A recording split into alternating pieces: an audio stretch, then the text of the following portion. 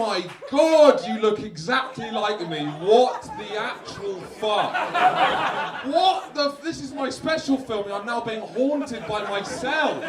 Are you me after the special? Did I do well? Are you here to warn me of something? That's completely thrown me off.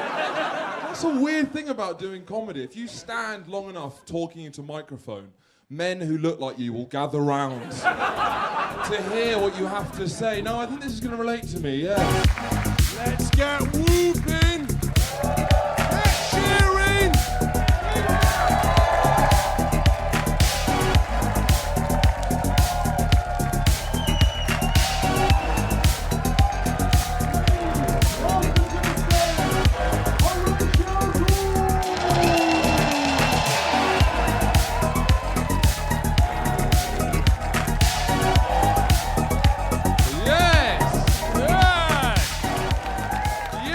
Thank you for coming. Our generation is underrated, man. I think it is. I was on the phone with my dad, and he was laughing about the fact that we might get conscripted to fight in World War III. Yeah. He was saying that we're all snowflakes with learning difficulties, and that would be terrible on the front line. And I'm sick of this, because I think we'd be better than people give us credit for, because it's true, right? Our generation, we do have more learning difficulties, more mental health disorders, more dysmorphias, you name it, than any other generation. That's true. But that's not necessarily a weakness. You just got to learn how to weaponize our learning difficulties. Dyslexics, get them on Morse code, right? Enemy listening in, what the fuck are they talking about? You've got to be smart.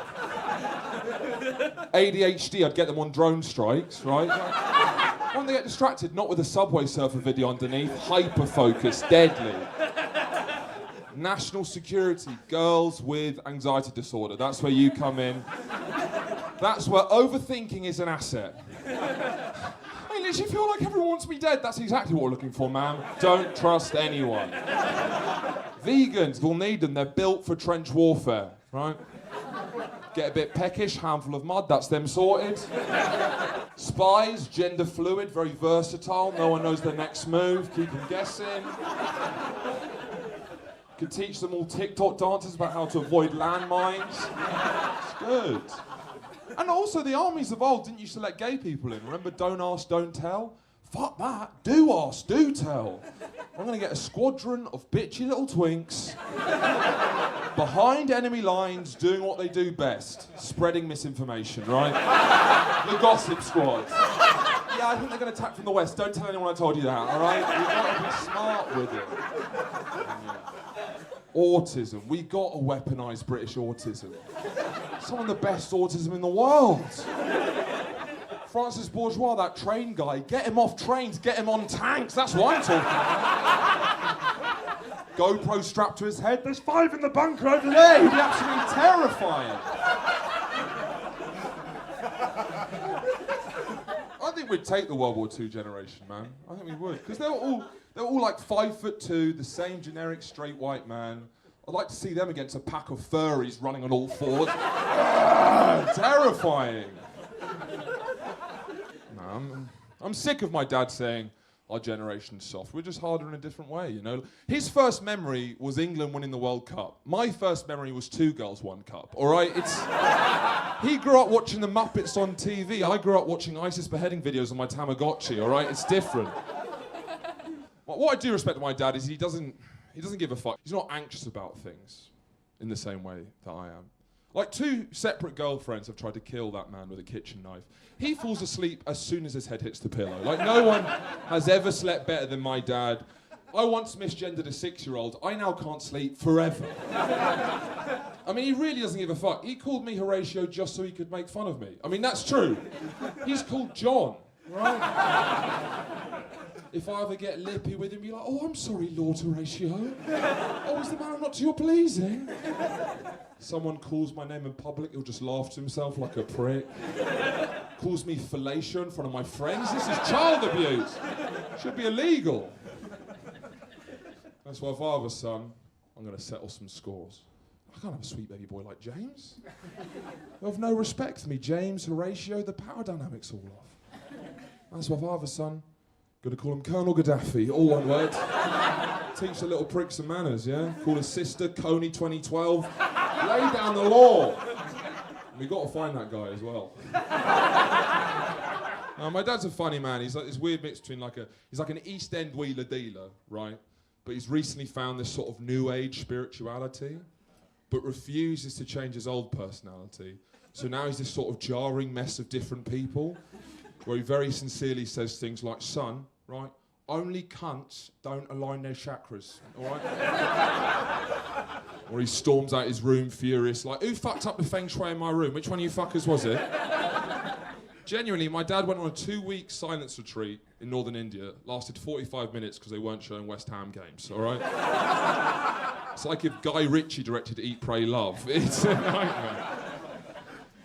But I was mainly raised by my mum and my sister. And my mum, she was a big thing for her. She didn't want me being desensitised to violence, right? She wouldn't let me play violent video games like Call of Duty. But actually, Call of Duty was a key male bonding experience. After school, they'd get online, they'd play Call of Duty, and it'd probably be the happiest time of their lives, you know? So instead of having that key bonding experience, I was home alone playing the turn-based strategy game Civilization 5, right? Now, this fucked me up way more than Call of Duty ever could. This desensitised me to violence on a far more profound level. Because I wasn't a soldier following orders, I was a genocidal warlord, giving the orders. It wasn't good. My friends were shooting guns. I was manufacturing famines with my agricultural policy, all right? They were working as a team to achieve a mission, right? I poisoned my son because I viewed him as a threat, all right? It fucked me up.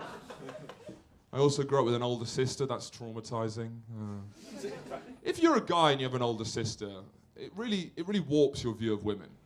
Because I grew up thinking that all women were violent criminals. Right? She used to just beat the shit out of me.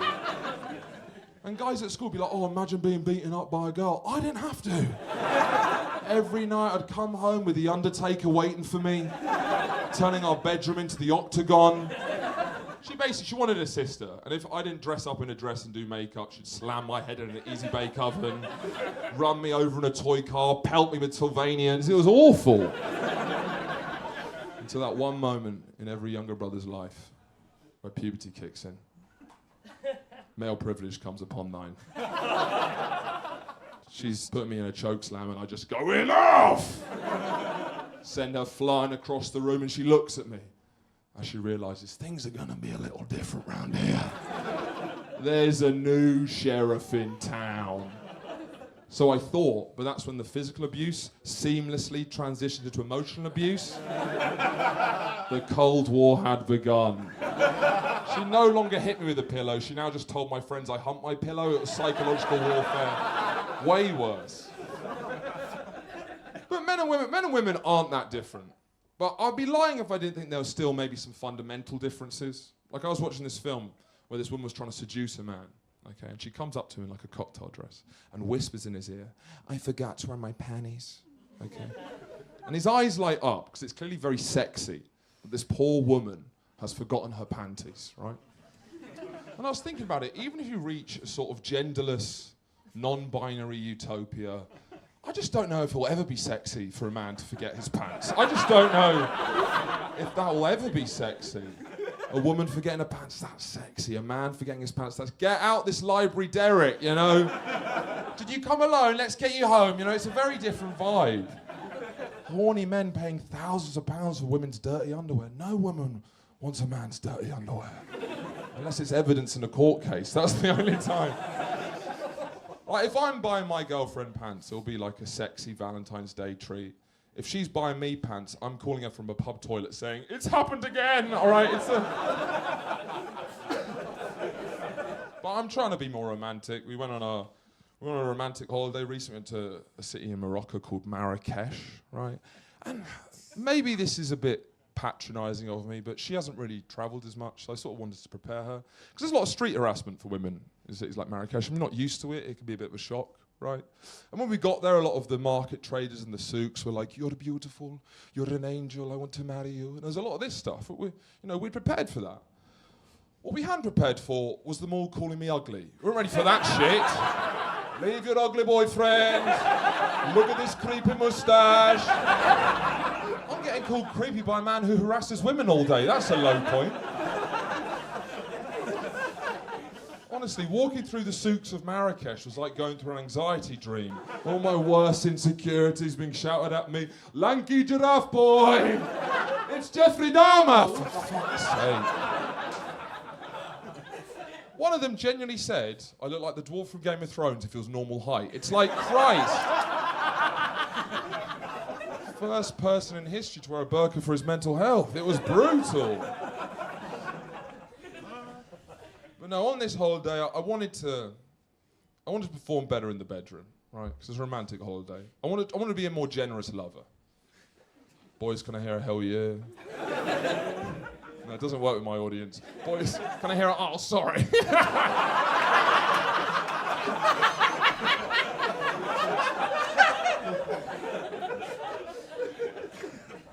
I was trying to last longer in bed, but I don't know if you'll relate to this. I think I tried too hard because I started to become traumatized by the things I have to think of to not come. Now, obviously men, to make themselves last longer, they'll think of the least sexual thing possible. It'll be like their all-time Premier League 11, their nan taking the bins out, whatever it is. But I can't relate to that, boys. I finished that stuff off years ago. And my head is dark. It's bleak. It's war, battlefields, bloodshed, famine, Civilization 5 all over again. Comic relief out the funny bits. And even if she rolls over and says, that was great, yes, but at what cost? What was lost along the way? I've got PTSD. You know, in her head, it's all sunshine and rainbows. In my head, it's like the opening to Saving Private Ryan. I'm on the beaches of Normandy, my brothers are going down either side of me. It's hell on earth! Every time she asks for sex, I'm like, don't send me back to the front lines. It was incredible. He lasted all night. Yeah, that man had the worst night of his life. He did 4 tours of Vietnam. Check in on him, all right? It's a crisis in male mental health, you know?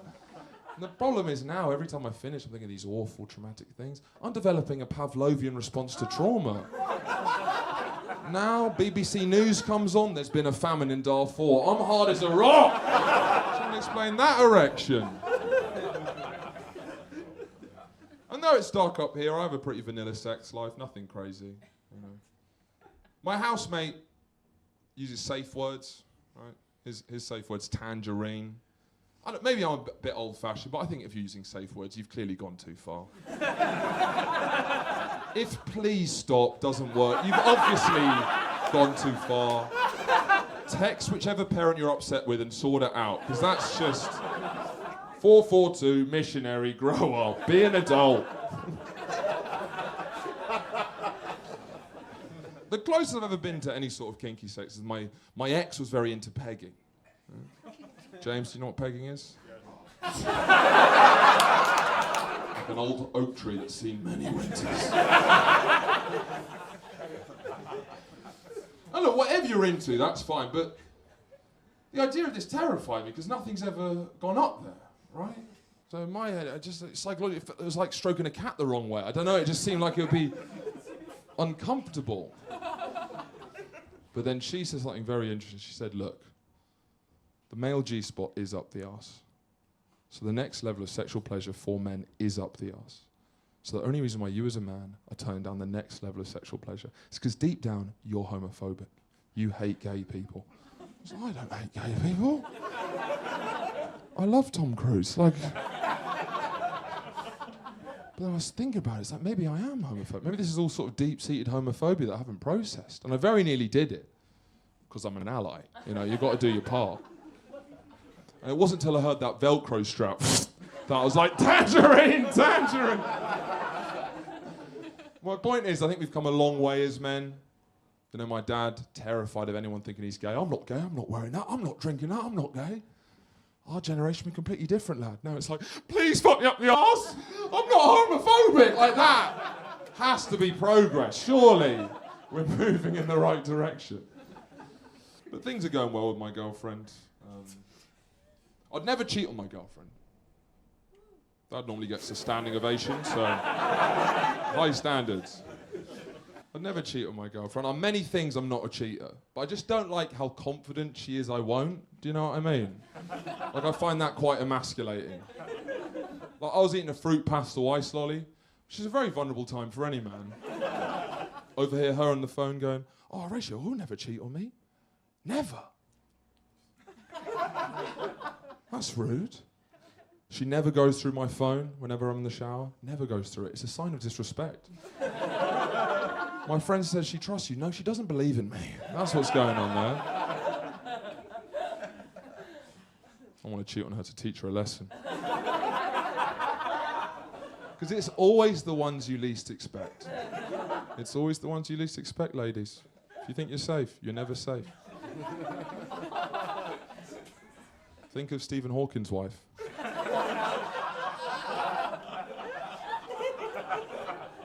Stephen Hawking cheated on his wife with his nurse. Imagine her face when she found out. There's a lot of obstacles dating someone in Stephen Hawking's condition, right? That's not a controversial thing to say. I'm sure he'd be the first to admit it.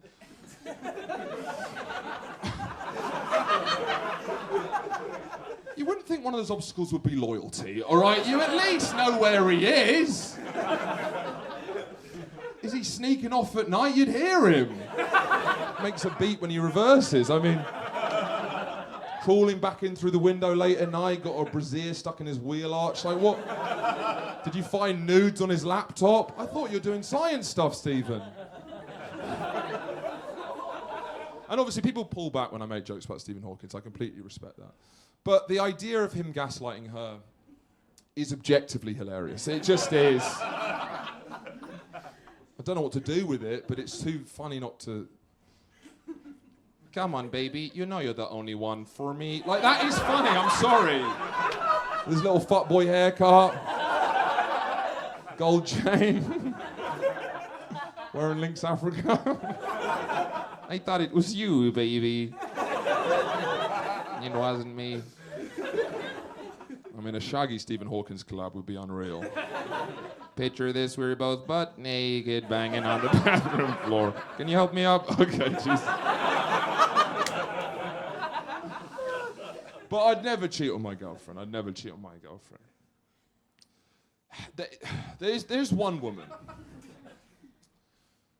In recent years, I developed a crush on a woman that I really shouldn't, okay? And it's starting to really upset me, because it's very confusing and uncomfortable, the feelings I have for this woman. I recently developed very upsetting sexual feelings for the refugee and terrorist Shamima Begum. Now, that's obviously crazy. That's obviously insane. You're shocked. How do you think I felt, all right? This didn't happen to you. I don't know what it was. It was that second interview, you know, with the sideways baseball cap, vest top, just devil may care vibe. And I'm not trying to objectify Shamims, right? Because it's not even a looks thing. There's an attitude there. She's a bad girl, right? And bad girl gets thrown around a lot these days. A lot of people will be like, my best friend's such a bad bitch. And I'll be like a white woman badly twerking in the club. Imagine me rocking up with Shamima on my arm. My girl joined ISIS. That's a bad bitch right there. All these girls like, well-behaved women don't make history. Don't like when I bring Shamima along. Don't like that naughty woman. And morally, I think it's a disgrace she wasn't let back into the country. I genuinely do. But practically, I'm happy, because we'd end up together. We would. We're soulmates. I just know it. We both live in East London. It's, I don't know. I mean, I'd watch that rom-com. When Horatio met Shamima. You know that scene in like American rom-coms where the male lead takes the glasses off the nerdy girl to show that she's been beautiful all along? That same scene with me and Shamima, just with her suicide vest. All right, that is as bad.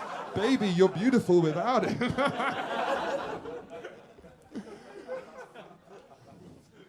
If this show's about anything, it's about, I guess, about masculinity. And I think the most traditionally masculine thing about me is I like live football. I like going to football games. It feels like a very safe space for men. Live football games, a safe space where for 90 minutes you just go, oh, fuck off, you fuck off. And then they're all over there like, oh, you fuck off. We're both having the best time of our lives. But it's interesting because there's always two middle fingers at a football game. Fuck off, don't give a shit, fuck you. One would be unhinged, wouldn't it? It really hurt my feelings, all right? That's the emo. Where are you? Like, this is...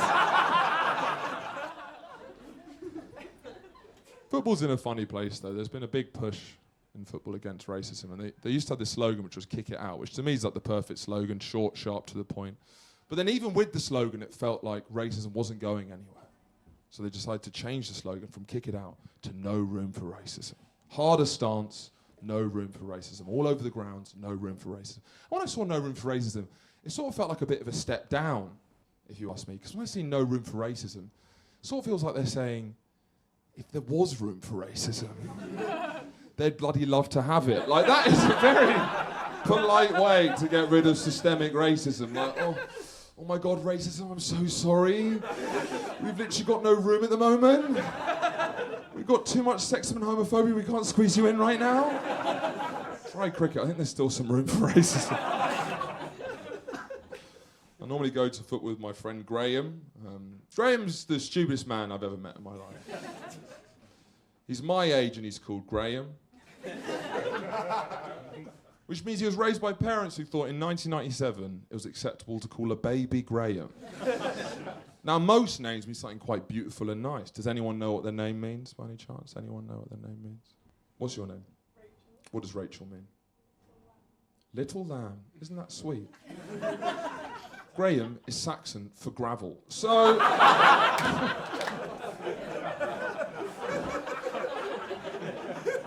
I used to get the bus home from school every day with my boy Gravel, right? And one night he just goes, yes! I go, Graham, what's going on? He goes, my parents aren't home, I can wank in the sitting room. So he's one of these guys.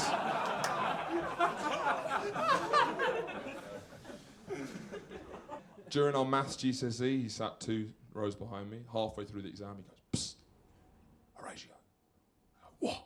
And he goes, what am I? I'm a cat's bumhole. I mean, that's pretty good. I still use that, actually.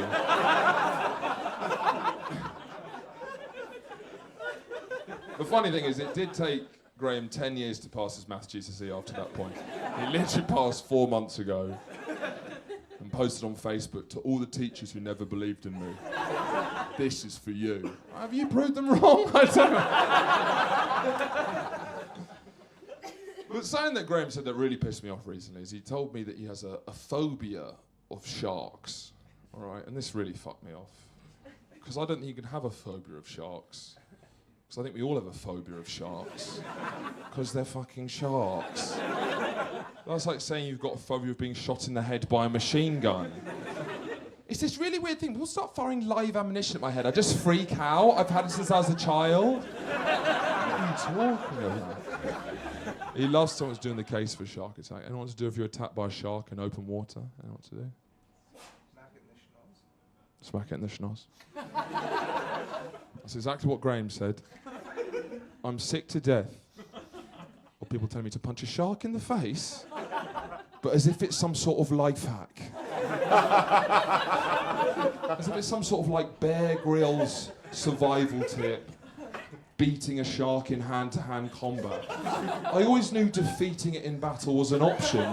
It's just a terrible option. You're fucked. Do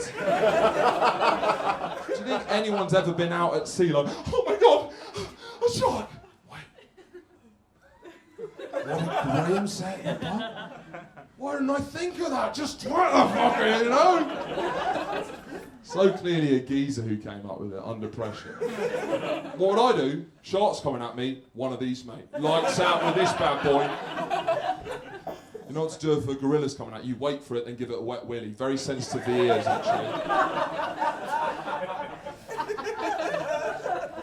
And I was making fun of Gravel, but he did get me back though, because he said I looked like the head boy of the Hitler Youth, which I feel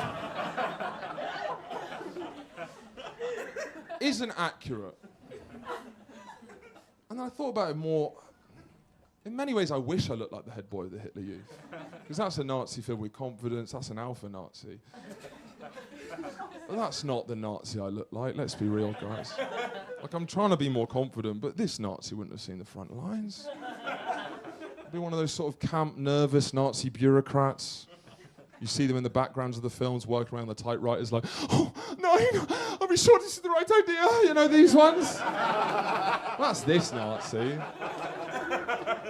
Maybe at the end of the film I burst into the control room like, oh, mein Führer, die America is coming! And that's my only line for the entire film, you know? That Nazi. I look like the only Nazi who got incredibly excited when he found out Hugo Boss was designing the uniforms. The trousers so tight, but I like it, class, yeah. I mean, obviously, Nazis, worst blokes of all time, shittest guys ever. They could undeniably put a fit together, though. Undeniably, Nazis had drip. For homophobes, it was very queer-eyed for a straight guy, how they put those cute little outfits together. The leather gloves, the shiny the boots, you know. Queer-eyed for a Nazi, I'd watch that, you know. Have you seen Nazis these days? What the fuck has happened? It's like fat, cross-eyed Americans with like, God hates the gays written on their t-shirt. Does he hate fashion as well, mate? Jesus Christ. Like, if you're the master race, dress to impress. Let's put the fashion back in fascism, please. It's not as fun anymore, man. None of the bad guys are dressing well anymore. All bad guys are dressing worse. It's genuinely a sign of cultural decay. Nazis dressing worse. Terrorists dressing awfully these days. It's been a terrible couple of years for terrorists. My mum's generation, they used to have the IRA, right? With their cute little khaki jackets, get them from Zara, you know. Balaclava. It was a look, right? When we were growing up with ISIS, head to turn black, very slimming, and they knew that. Very Berlin, very Berghain. Queer Eye for a Jihadi, I'd watch that as well. Now what we got? The new terrorists. Incels, these are the new guys. You seen these school shooters? It's a disgrace. Chubby white virgins. They're like ironic t-shirts with non-ironic cum stains on them. You seen these guys? Fedoras, Crocs and socks. It's a disgrace. They don't even want something exciting anymore. Like ISIS, they wanted death to the entirety of the West, right? That's exciting. They're dreamers, you know? Incels are just sad and horny. They just want to have sex with something that's not made of plastic. Like, it feels like we've gone downhill. Though I do like the idea of a jihadi promised 72 virgins in the afterlife, greeted by 72 incels. Like, it's great up here. They got World of Warcraft with all the expansion packs. No! Not these virgins, no! Poor jihadi playing Dungeons and Dragons for eternity. I'm gonna be honest, if you didn't like the last two bits, I think you're gonna really hate this one. Bad guys are dressing worse. There's an exception to the rule, though. Paedophiles are dressing a lot better. To be fair to paedophiles, it's been an unbelievable turnaround in the garments department. Because if I was a member of the, let's be honest, much maligned paedophile community, I'd be upset with how I'm represented in the media, you know. Because growing up as a young paedophile,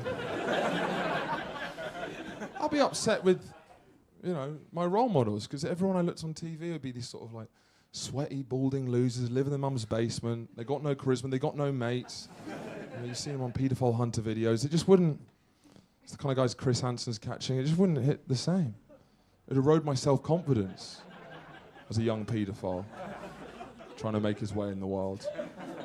But recently, it's all changed. R. Kelly, Jeffrey Epstein, Michael Jackson.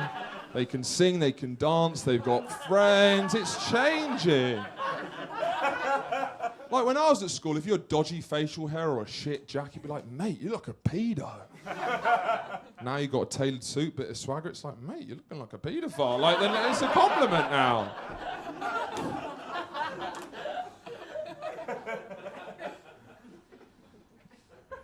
I watched a documentary about paedophiles, hosted by Stacey Dooley. Stacey Dooley's incredible. This is the first time I'd ever seen Stacey Dooley. I can't believe it. I've just discovered her. She goes to these amazing places, has conversations with extraordinary people, and adds nothing. It's quite amazing.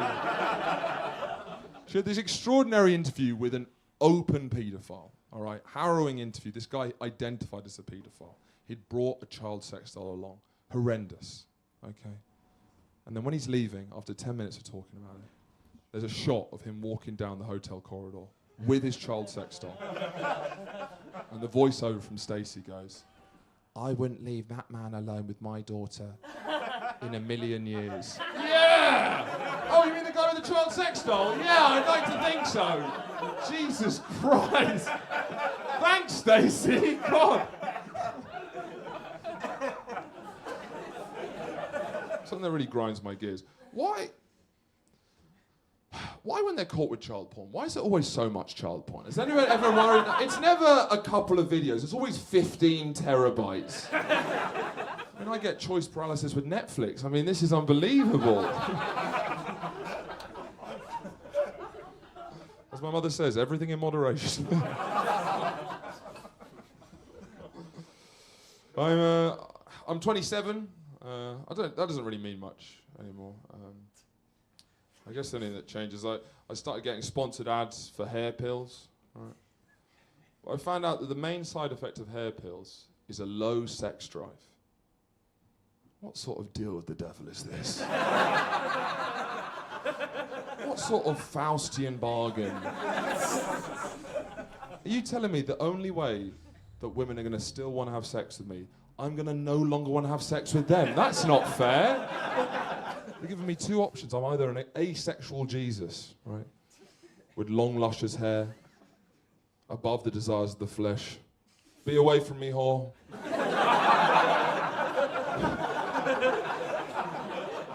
Or a horny, bald goblin man, furiously masturbating. I don't mind pegging, I don't have a safe word like that.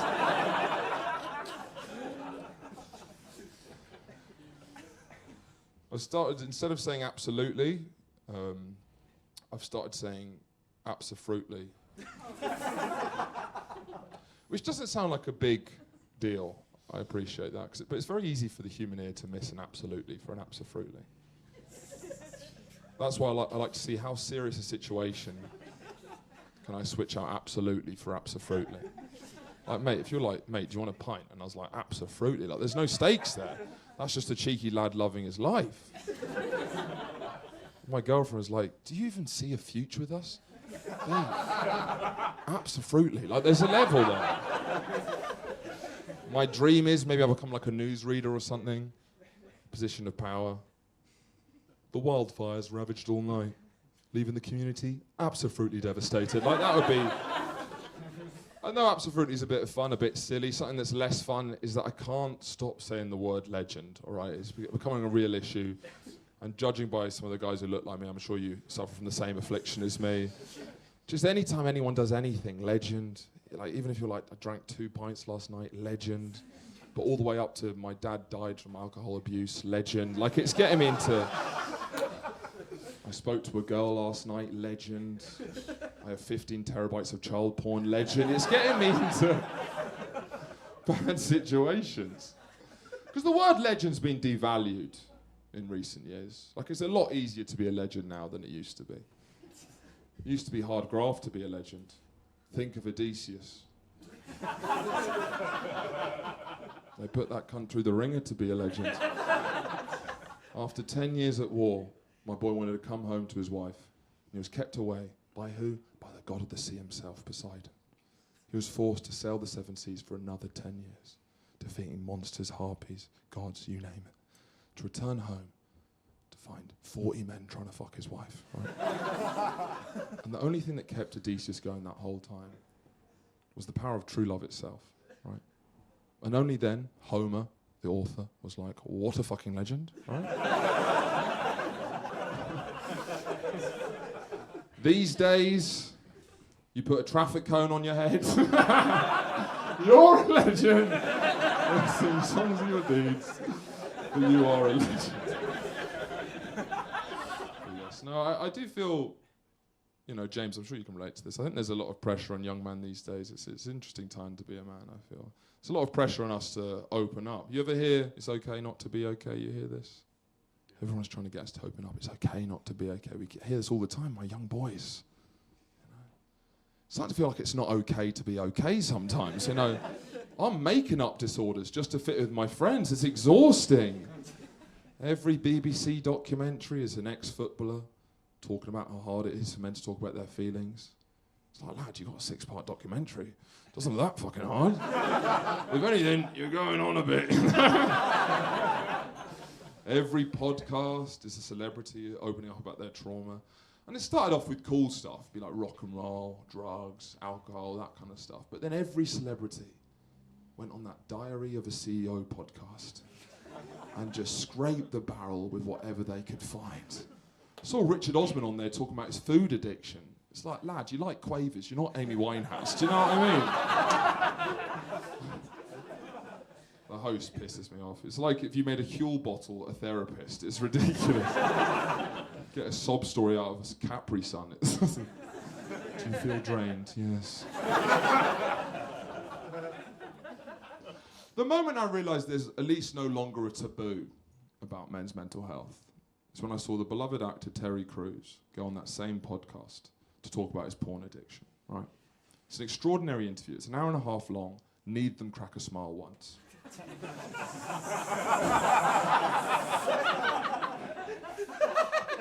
Terry says, at its worst, he'd start watching porn at 9 in the morning and wouldn't stop till 11 p.m. at night. Right? That's 14 hours of solid wanking. And that's when I thought, you know what, maybe honesty isn't the best policy. Maybe this is between you and your therapist, not the biggest podcast in the country. And what annoyed me is the way that the host, Stephen Bartlett, upon hearing that a grown man's wanked for 14 hours, the questions he asked the whole time, wow, that's incredible, powerful. Asking about how it affected his mental health, how it affected his relationships, about porn's effect on society as a whole. These aren't the questions you ask when a man tells you he's wanked for 14 hours. If I was the host, I'd be like, 14 hours? What the fuck? That's grim, Terry. That's disgusting. I can't believe you said that. That's actually embarrassing. The questions I'd actually ask Terry, you know, what was your first video? More importantly, what was your last video? What video after 14 hours of wanking were you like, you know what, that's enough porn for today, actually. I've had my fill. What did lunch look like? Like, do you have it on in the background? Like, my mum has Radio 4 on? Like, what's going on? And obviously, men should talk more about their feelings, but it's such a funny male response. You know, men need to open up, and Terry's like, well, I've been wanking for 14 hours. Not that, Terry, you keep that shit to yourself. But yeah, the older I get, I find it's interesting because I find important life lessons from weirder and weirder places. Not from the places you expect, I guess. Like, I recently learned, and it's a bit cliche, but I recently learned how to enjoy the present more, about enjoying the journey and the ride. Because in comedy, it's very easy to always want that next thing, and it's easy to forget to enjoy now. Like, I'm very grateful you guys are all here tonight, and I'm trying to be more present. I learnt this from the Taliban, because my boys in Kabul are in a very interesting situation. Because there's a quiet melancholy to the Taliban these days. There is, because they've achieved all of their dreams, right? They've taken back Afghanistan. The United States have left. Women aren't allowed to read, right? They've got their big three. But they're not as happy as they thought they'd be. Like, there's a lot of these Taliban jihadi desert fighters been writing into Western publications saying how they miss their old lives. Because now these guys have to run Afghanistan. They're doing boring 9-to-5 jobs, getting stuck in traffic on the way to work, yogurt spills in their tote bag, for fuck's sake. Ahmed does a Zoom call that could have been an email, you know? Getting sent to HR for inappropriate jokes, sitting all day at their desk, their back's killing them. They look out the window and they reminisce about the days in the desert with the boys. You didn't realise it, but that was the good time. Joyriding jeeps, firing AK. You know, you didn't realise it. Now they return home to their wives, and she doesn't have any good stories anymore. She's legally not allowed to leave the house. She doesn't get any of your references, and it just doesn't feel as good as you thought it would. And Miley Cyrus touched on this in her seminal classic, The Climb. You know, it's not about how fast you get there. It's not about what's waiting on the other side. It's the climb. And she wrote that about the Taliban. About the quiet melancholy of the Taliban. I learned another life lesson about being grateful, about being tall. I learned that from Tom Cruise, my favourite homosexual thespian. Because every time I watch a Tom Cruise film, someone brings up his height. As if they're better than Tom Cruise. As the little fella literally backflips off a skyscraper onto a fighter jet. He's doing everything for your validation, you're not giving it to him. Though admittedly, a bit of fun movie trivia for you guys. The reason he's so good at doing his own stunts is because his mass is actually so small that he can't reach terminal velocity, so he sort of floats like a piece of paper, but that's not the point. It's about respect. People say that Tom Cruise has a Napoleon complex. This idea that short, successful men are only successful because they're so insecure about their height. I mean, how fucking rude is that? To Napoleon, you know? The little lad single-handedly conquered Europe. And everyone's like, oh, someone's overcompensating for something. It's like, give the man a break. He tried his best. He didn't start a podcast. He stormed the gates of Rome. Like, I bet if a short guy found the cure for cancer, people would be like, mate, we get it. You've got a small dick. Stop going on about it, honestly. People like to say that Putin has a Napoleon complex. It's like, there's a lot of stuff you can get Putin on. It feels weird to get his height. He's 5'7". That feels like when people say it's like the toxic height, right? Because if he was tall, they wouldn't bring it up. 5'7", toxic, insecure. Keep going though. 3'11". What an inspiration. Isn't that interesting? It sort of goes full circle. It's quite interesting. I don't agree with his policies, but it's amazing he's achieved so much. He's a disabled icon. Another important life lesson about what you can achieve with focus and determination. Right? And I learnt that from J.K. Rowling. Right? Because I have a lot of respect for J.K. I respect the tenacity and drive that woman has in destroying her legacy. Like, it's amazing to watch. Like, she wrote Harry Potter. That's the biggest book series ever. She's a billionaire. She lives in a castle. She has nothing in this life to prove to anyone. And now she just spends her days on Twitter, causing havoc, destroying dreams, and just doing it for the love of the game. It's amazing to watch. Carefully building this world for misfits to escape to, gets them all in there, and is now like, ugh, look at these freaks! Awesome. She's a legend, man. Don't anyone let you tell you different. She's a fucking legend. She's had so many different periods online. She had this weird period where she'd try and like win niche political arguments, but using her own characters.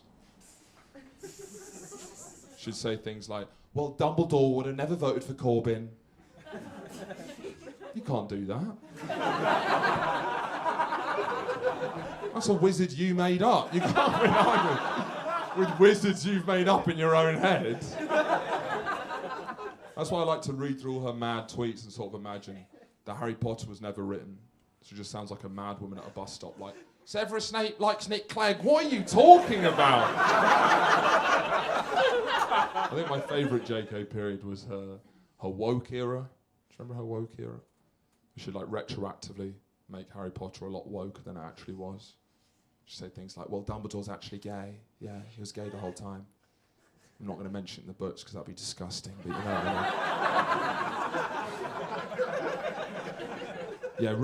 mean. Ron's a sex worker, thank you very much. Respect his rights. Hagrid's a paedophile. I mean, that's probably true. Shouldn't have left those kids unattended with Hagrid. I've never seen an artist retroactively make their work woke. I think more artists should do that. Be great, if Francis Ford Coppola came out. Oh, you think The Godfather's problematic? Well, I think the Corleones were going through a lot, seeing as they're all trans. You come to me on the day of my daughter's surgery? Like, I think there's some...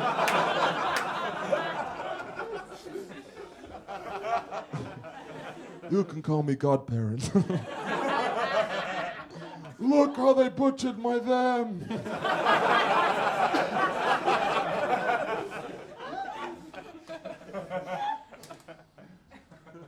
The final life lesson I learned recently was the power of laughing in the face of your life falling apart. And I learned that a couple of years ago when I did jury service. All right. I wanted to take this quite seriously because this is someone's life at stake. And it was a big court, it was a proper trial. But the trial and the case was this 8-year-old Polish guy who looked like the granddad from the Domio adverts, right? A sweet, cuddly guy, was being accused of, for 15 days in a row, out of his second-story window on Eastbourne High Street. This little man had been standing out of his open window, waving at people go past, whilst furiously masturbating. Okay? By the way, the legal term for masturbating is masturbating his penis back and forth. As opposed to side or round and round, obviously. But what was fascinating about this whole case, and what I really respected about this little fella, was this wasn't settled out of court, right? There was 8 separate witnesses.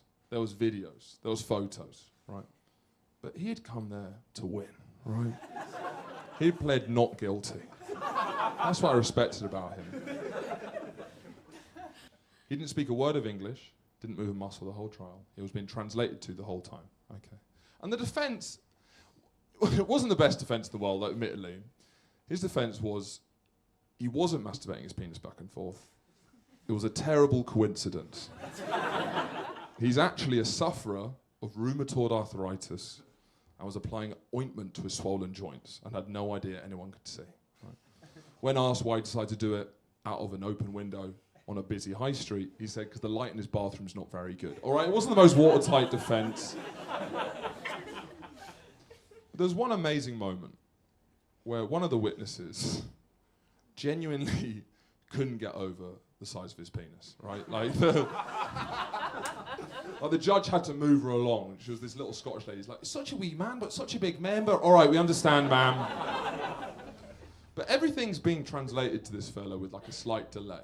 So I was always interested to see how he'd react to things. And when he said that, I quickly looked at him. And he's been completely still for the whole time. He gets translated into his ear, and he just goes.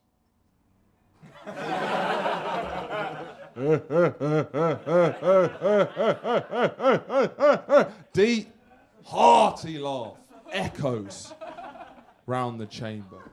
Behind him, 3 generations of his family, all in tears.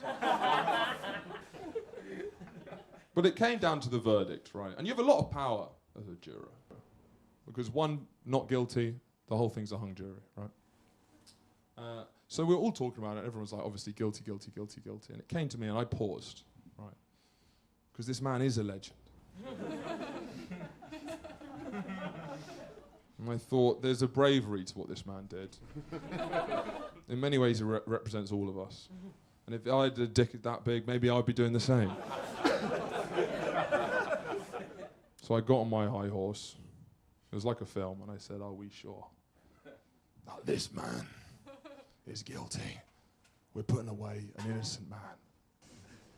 One of the jurors was like, what the fuck? What do you... You genuinely think this man's innocent?